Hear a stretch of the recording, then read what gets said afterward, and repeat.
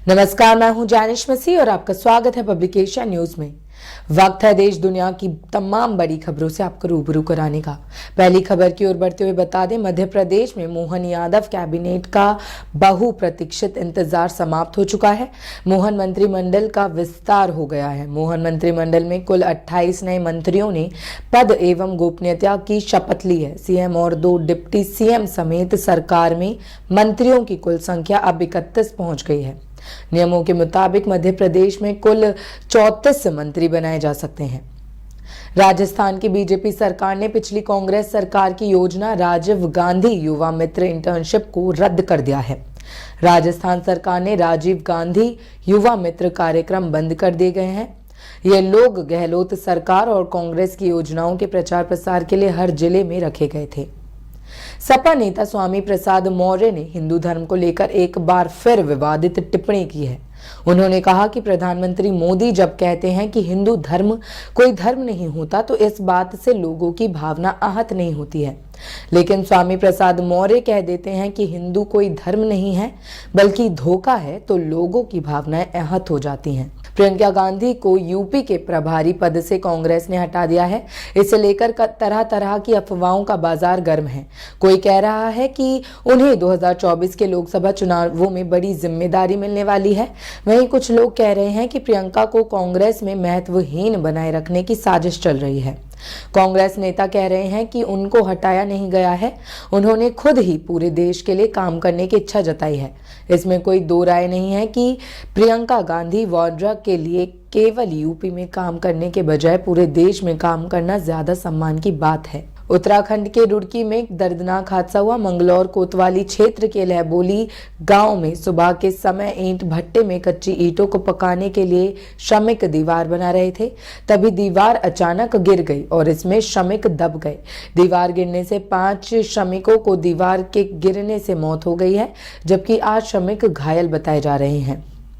देश में कोरोना के मामले लगातार बढ़ रहे हैं। कर्नाटक में कोरोना के नए वेरिएंट से संक्रमित 3 मरीजों की मौत हो चुकी है। इसी बीच क्रिसमस और नए साल की छुट्टियां मनाने के लिए बड़ी तादाद में सैलानी पहाड़ी इलाकों की ओर रुख करते हैं। हिमाचल में तो ट्रैफिक जाम की समस्या काफी भयावह हो चुकी है। दिल्ली एयरपोर्ट पर मंगलवार सुबह घना कोहरा छाए रहने से विजिबिलिटी महज 50 मीटर हो गई। इससे कई उड़ानें प्रभावित हुई हैं। कोहरे के कारण 5 उड़ानों का मार्ग बदला गया और करीब 30 उड़ानों में देरी हुई। बुधवार को भी बहुत घना कोहरा हो सकता है। इस वजह से मौसम विभाग ने बुधवार के लिए ऑरेंज अलर्ट जारी कर दिया है। सोशल मीडिया पर एक चिट्ठी तेजी के साथ वायरल हो रही है। ये गाजियाबाद डीएम द्वारा भाजपा नेताओं को पिलाई गई चाय के 700 रुपए वापसी का एक पत्र है। पत्र में बीजेपी के वरिष्ठ कार्यकर्ताओं ने अपने अपमान और मुख्यमंत्री से न मिलने की बात कहकर रोष जाहिर किया है। इस चिट्ठी के साथ 700 रुपए भी दिख रहे हैं। इसमें एक 500 रुपए का नोट और 2 100 रुपयों के नोट हैं। भारत का स्वदेशी युद्धक जहाज आईएनएस इम्फाल आज नौसेना में शामिल हो जाएगा। आईएनएस इम्फाल के नौसेना में कमीशन होने का कार्यक्रम मुंबई के नेवल डॉयक्रम में होगा।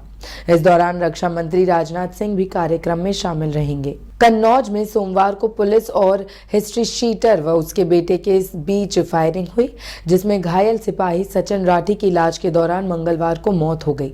विष्णुगढ़ में हिस्ट्री शीटर के घर पर कुर्की का नोटिस चस्पा करने सिपाही सहित राठी गया था। 5 फरवरी को सिपाही की शादी होनी थी, जो कि मुजफ्फरनगर का रहने वाला था, जिसका चयन पुलिस में 2019 में हुआ था। अब एक नजर करते हैं दुनिया की बड़ी खबरों की तरफ। पाकिस्तान में अगले साल 2024 में 8 फरवरी को आम चुनाव होने वाले हैं। इस चुनाव में पहली बार खैबर पख्तूनख्वा के बुनेर जिले में एक हिंदू महिला ने सामान्य सीट के लिए अपना नामांकन पत्र दाखिल किया है। डॉन की रिपोर्ट के मुताबिक सवेरा प्रकाश नाम की हिंदू महिला ने बुनेर जिले में PK-25 की सामान्य सीट के लिए आधिकारिक तौर पर अपना नामांकन पत्र जमा कर दिया है। इजरायली प्रधानमंत्री बेंजामिन नेतन्याहू ने कसम खाई है कि जब तक हमास का खात्मा नहीं हो जाता तब तक जंग जारी रहेगी। नेतन्याहू बोले, शांति के लिए हमास का खत्म होना जरूरी है। हम जंग रोकने नहीं जा रहे हैं। जंग तब तक चलेगी जब तक हमास पूरी तरह से बर्बाद नहीं हो जाता। इससे पहले जंग रोकने का सवाल ही नहीं है। हमास के साथ जंग के इजराइल की अर्थव्यवस्था की नींव हिला दी है। Taub center for social policy studies की रिपोर्ट के मुताबिक इस तिमाही में इजराइल की अर्थव्यवस्था 2% गिर गई है। रिपोर्ट में बताया गया है कि इसकी वजह जंग से पहले फिलिस्तीनी कामगारों का काम छोड़ना है। इजराइल और हमास के बीच जारी जंग की वजह से इस बार गाजा में क्रिसमस नहीं मनाया गया।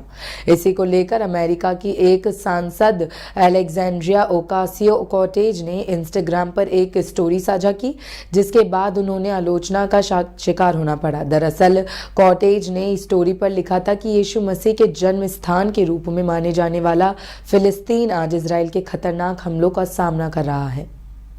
पाकिस्तान में बलूचिस्तान के लोग विरोध प्रदर्शन कर रहे हैं। बलूच लोगों का पाकिस्तानी सरकार पर आरोप है कि वे बलूच पुरुषों का अपहरण कर रहे हैं और मार दे रहे हैं। इसके अलावा पाकिस्तानी सेना के जवान बलूच महिलाओं पर भी काफी अत्याचार कर रहे हैं। इसी मुद्दे पर बात करते हुए पाकिस्तानी यूट्यूबर शोएब चौधरी ने आवाम से प्रतिक्रिया ली। उन्होंने लोगों से सवाल किया कि बलूचिस्तान के लोग जिस तरह से पाकिस्तानी हुकूमत के खिलाफ विरोध प्रदर्शन कर रहे हैं, क्या उससे दूसरा बांग्लादेश बनने के आसार दिख रहे हैं। चीन के शंघाई में एक हैरान कर देने वाला मामला सामने आया है।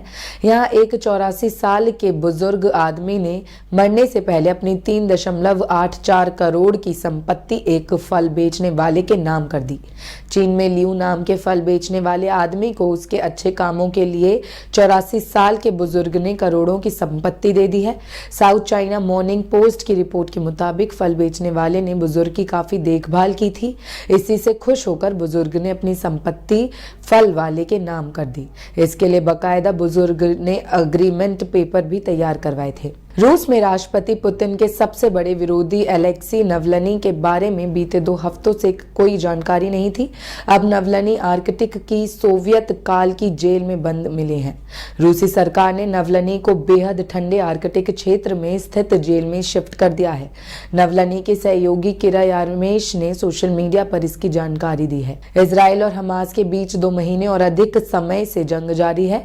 इस बीच खबर आ रही है कि अमेरिकी सेना ने हिजबुल्ला और से संबंधित गुटों के ठिकानों पर हमला किया है। बताया जा रहा है कि पहले इन लोगों की तरफ से 3 अमेरिकी जवानों पर हमला किया गया था। उसके बाद अमेरिकी सेना ने इराक में ईरान समर्थित बलों के 3 ठिकानों पर हमले किए। रक्षा सचिव लॉयड ऑस्टिन ने इन हमलों की जानकारी दी है। भारत के चंद्रयान 3 की सफलता के बाद अन्य देश भी अब चांद पर पहुंचने के लिए इसरो की राह पर हैं। जापान के मून स्पाइनर लैंडर ने सोमवार को सफलतापूर्वक चंद्रमा की कक्षा में प्रवेश कर लिया है। बता दें, स्मार्ट लैंडर 4 इन्वेस्टिगेटिंग मून यानी स्लिम को मून स्पाइनर का नाम दिया गया है। स्लिम का मुख्य उद्देश्य चुनी गई साइट के 100 मीटर के भीतर सटीक लैंडिंग का प्रदर्शन करना है। अमेरिकी मीडिया रिपोर्ट्स के अनुसार ट्रंप परिवार को पूरा यकीन है कि डोनाल्ड ट्रंप एक बार फिर से अमेरिका के राष्ट्रपति बनने जा रहे हैं। ट्रंप परिवार के करीबी का दावा है कि यही वजह है कि अब मेलानिया ट्रंप भी सक्रिय रूप से ट्रंप के प्रचार अभियान का हिस्सा बन गई हैं। अब एक नजर करते हैं मनोरंजन और खेल की दुनिया की बड़ी खबरों की तरफ। अभिनेता अभिषेक बच्चन ने हिंदी फिल्म उद्योग में अपने करियर की शुरुआत को याद किया और बताया कि कैसे 2 वर्षों में कई निर्देशकों द्वारा अस्वीकार किए जाने के बाद एक पुरस्कार समारोह में निर्देशक जेपी दत्ता ने उन्हें स्पॉट किया था। अभिनेता ने खुलासा किया कि संघर्ष के दिनों में वे कपड़े खरीदने में सक्षम नहीं थे। उन्होंने कहा कि उन्होंने पुरस्कार समारोह में बहन की शादी की शेरवानी का दोबारा इस्तेमाल किया था। अल्लू अर्जुन और एटली साउथ फिल्म इंडस्ट्री के बड़े नामों में से हैं। उनकी फिल्मों का फैंस को उत्सुकता के साथ इंतजार रहता है। एक्टर डायरेक्टर की यह जोड़ी जल्द ही बड़े पर्दे पर धमाल मचाने के लिए तैयार है। मीडिया रिपोर्ट्स के मुताबिक जवान के निर्देशक और पुष्पा के अभिनेता जल्द ही एक फिल्म के लिए साथ आने वाले हैं। हालांकि अभी इस फिल्म का आधिकारिक ऐलान नहीं किया गया है। मशहूर टीवी एक्टर रोनित रॉय फिर विवाह बंधन में बंधे हैं। शादी के 20 साल बाद उन्होंने दोबारा शादी की है, मगर दिलचस्प बात यह है कि दूसरी शादी उन्होंने अपनी ही पत्नी नीलम के साथ रचाई है। अभिनेता ने सोशल मीडिया पर शादी की तस्वीरें और वीडियो साझा की हैं। दूल्हा दुल्हन के पारंपरिक लिबास में रोनित और नीलम ने पूरी रीति रिवाज के साथ 7 फेरे लिए हैं। टीवी एक्टर शीजान खान तुनिशा शर्मा की मौत के बाद किसी न किसी वजह से चर्चा में बने रहते हैं। एक्ट्रेस की डेथ के बाद उनकी जिंदगी में कई बदलाव आए हैं। अब हाल ही में शीजान ने तुनिशा की पहली डेथ एनिवर्सरी पर एक क्रिप्टिक पोस्ट शेयर किया था। बी टाउन में सितारों में क्रिसमस सेलिब्रेशन की धूम दिखने को मिली। आलिया भट्ट से लेकर कियारा आडवाणी तक ने अपने अपने पार्टनर्स के साथ क्रिसमस त्योहार को सेलिब्रेट किया। वहीं ब्रह्मास्त्र एक्ट्रेस आलिया और रणबीर ने इस मौके पर बेटी राहा की झलक दुनिया को दिखाई। इन सितारों के क्रिसमस सेलिब्रेशन के बाद कुछ और एक्ट्रेस और एक्टर्स का अपने बच्चों के साथ वीडियो सामने आया है। ऑस्ट्रेलिया और पाकिस्तान के बीच 3 मैचों की टेस्ट सीरीज का दूसरा टेस्ट मेलबर्न में जारी है। पहले टेस्ट मैच में ऑस्ट्रेलियाई टीम ने पाकिस्तान को 360 रन के बड़े अंतर से धूल चटाई थी। इसके बाद दूसरे टेस्ट में पाकिस्तान टीम के कप्तान शान मसूद ने टॉस जीतकर पहले गेंदबाजी करने का फैसला किया। भारतीय सिनेमा के सुपरस्टार अमिताभ बच्चन इन दिनों सोनी टीवी के लोकप्रिय शो कौन बनेगा करोड़पति की होस्टिंग कर रहे हैं। भारतीय क्रिकेट के शानदार विकेटकीपर ईशान किशन और भारतीय महिला क्रिकेट की खिलाड़ी स्मृति मंधाना क्रिसमस के अवसर पर केबीसी में एक साथ नजर आए। दोनों ने क्रिसमस पर केबीसी के ग्रैंड फिनाले वीक की शुरुआत की और फैंस को एंटरटेन किया।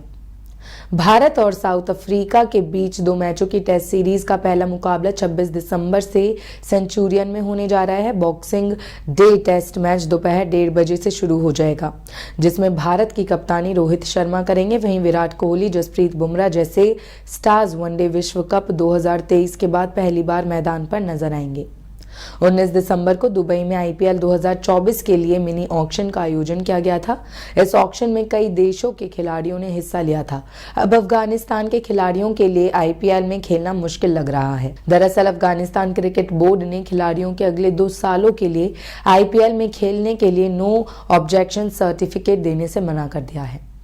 बांग्लादेश टीम के कप्तान शाकिब अल हसन ने हाल ही में एक बड़ा खुलासा किया है। शाकिब अल हसन ने बताया कि वे वनडे विश्व कप 2023 में आंखों की कमजोर रोशनी की वजह से अच्छी बैटिंग नहीं कर पाए। उन्होंने बताया कि इस वजह से उन्हें बहुत बड़ा नुकसान हुआ। वे अच्छे से बल्लेबाजी करने में नाकाम रहे। देश दुनिया की ऐसी ही तमाम खबरों के लिए देखते रहें पब्लिकेशन न्यूज। धन्यवाद।